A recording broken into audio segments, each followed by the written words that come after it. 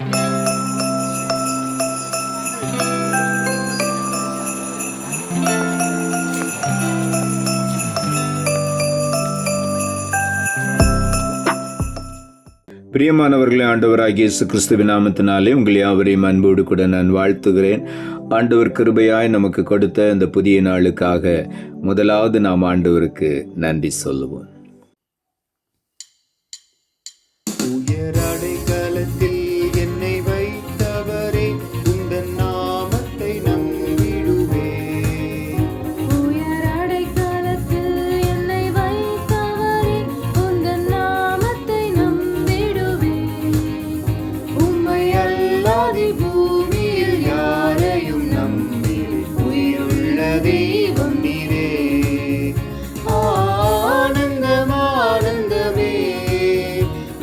பகலிலும் பாடிடுவேன் இயேசுவே எந்த நாருயிரே, இயேசுவே எந்த நாருயிரே, எந்த அன்புள்ள ஆண்டவர் இயேசுவே, நான் உந்தன் நாமத்தை போற்றிடுவேன்.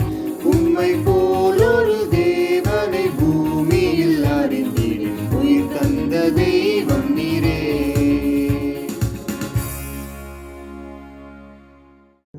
இந்த நாளுக்கு அந்த ஆண்டவர் கொடுக்கிற ஒரு வார்த்தை 1 பேதுருவின் புஸ்தகம் 5ஆம் அதிகாரம் 6வது வசனம். 1 பேதுரு 5:6.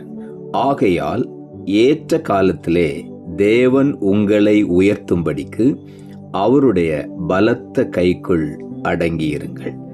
இந்த நாளில் ஆண்டுடைய வார்த்தை சொல்லுகிறது, ஏற்ற காலத்திலே. நம் ஒவ்வொருவரையும் ஆண்டவர் ஏற்ற காலத்திலே நம்மை உயர்த்தி ஆசீர்வதிப்பார். அவர் சகலத்தையும் அதனதின் காலத்திலே நேர்த்தியாய் செய்கிற தேவன். ஆகவே நாம் நினைப்பதற்கு வேண்டிக் கொள்வதற்கும் அதிகமாய் கிரியை செய்ய வல்லமையுள்ள தேவனை நாம் ஆராதித்துக் கொண்டிருக்கிறபடியினாலே அவர் நிச்சயமாகவே ஏற்ற காலம் வரும் பொழுது அவர் நிச்சயமாய் நம்மை மேன்மைப்படுத்தி உயர்த்தி ஆசீர்வதிப்பார். அதுவரையிலும் நாம் அவருடைய பலத்த கைக்குள் அடங்கி இருக்க வேண்டும். அப்படி என்றால் பலத்த கை என்றால் ஆண்டவருடைய பாதுகாப்பான கரம். அந்த கரத்துக்குள்ளே எந்த சத்துருவும் நம்மை அணுக முடியாதபடி அவருடைய பலத்த கைக்குள்ளே நம்மை அப்படியே மறைத்து வைத்துக் கொள்வார். ஆகவே நாம் அவருடைய சித்தத்துக்கு நம்மை ஒப்பு கொடுத்து அவருடைய கரத்திலே அவருடைய சித்தத்திலே நாம் அடங்கி இருக்கும் பொழுது ஏற்ற நேரம் வரும் பொழுது நம்மை மேன்மைப்படுத்தி உயர்த்தி ஆசீர்வதிப்பார். எபிரேயர் புஸ்தகம் 4ஆம் அதிகாரம் 16ஆம் வசனம் இப்படியாய் சொல்லுகிறது, ஆதலால் நாம் இரக்கத்தை பெறவும் ஏற்ற சமயத்தில் சகாயம் செய்யும் கிருபையை அடையவும் தைரியமாய் கிருபாசன தண்டையிலே சேர கடவோம் என்று இங்கே எழுதப்பட்டிருக்கிறது. ஏற்ற காலத்திலே தேவனுடைய சகாயத்தை நாம் பெற்றுக்கொள்ளவும் அவருடைய கிருபையை நாம் பெற்றுக்கொள்ளவும் நாம் செய்ய வேண்டிய காரியம் என்ன? தைரியமாய் கிருபாசனத்து அண்டையிலே நாம் சேர வேண்டும். ஆண்டவருடைய கிருபையின் ஆசனத்துக்கு பக்கத்திலே நாம் நெருங்கி வரும் பொழுது தைரியமாய் வரலாம். ஆண்டவர் நாம் ஒவ்வொருவரையும் அழைக்கிறார்.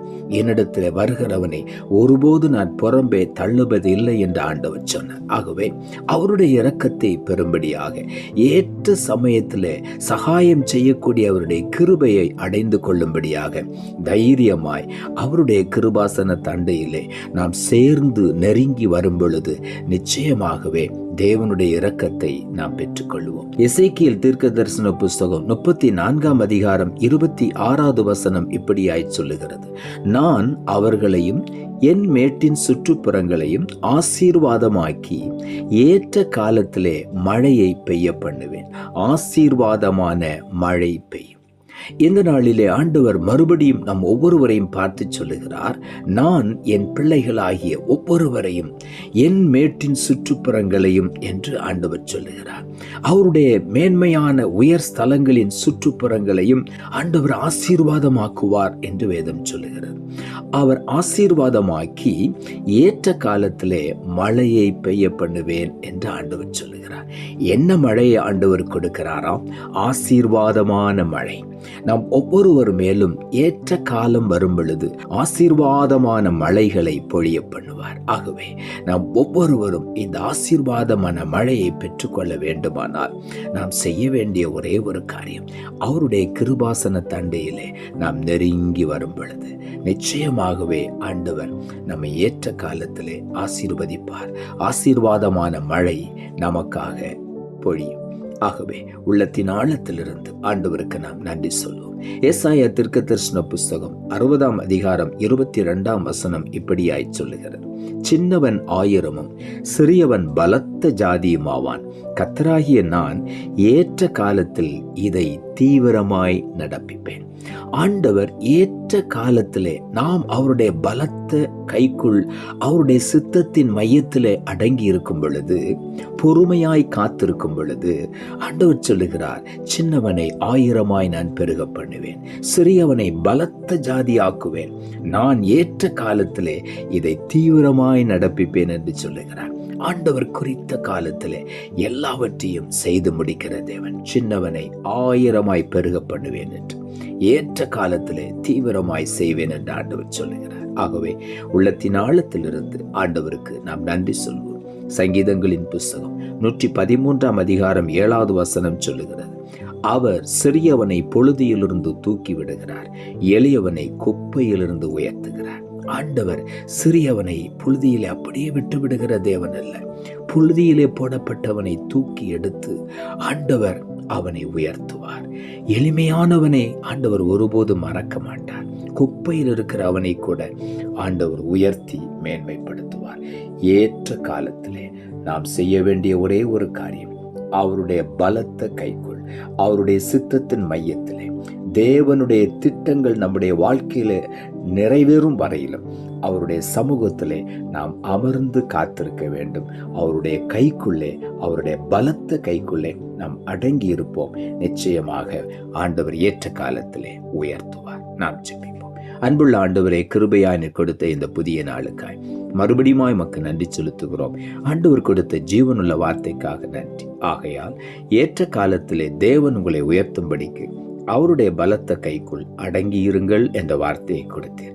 வசனத்தை கேட்டுக்கொண்டிருக்கிற ஒவ்வொருவரும் தங்கள் சுய புத்தியின் மேல் சாயாதபடி தேவனுடைய சித்தத்தின் மையத்திலே அவருடைய பலத்த பாதுகாக்கிற வல்லமையுள்ள கரத்துக்குள்ளே அடங்கி இருந்து ஏற்ற காலத்திலே அவரால் வரக்கூடிய உயர்வுகளையும் மேன்மைகளையும் பெற்று பலத்த ஜாதியாக ஆண்டவர் உயர்த்துகிற அந்த மேன்மையான நிலைமைகளை ஒவ்வொருவரும் அனுபவிக்க நீர் உதவி செய்யும். தைரியமாய் கிருபாசன தண்டையிலே நெருங்கி வந்து மேன்மையான ஆசீர்வாதங்களை, ஆசீர்வாத மலையை அனுபவிக்க நீர் உதவி செய்யும். நீர் அப்படி செய்கிறபடியினால் உமக்கு நன்றி தாழ்த்துகிறோம். இரட்சகர் இயேசுவின் நாமத்தில் ஜெபிக்கிறோம் நல்ல பிதாவே, ஆமென்.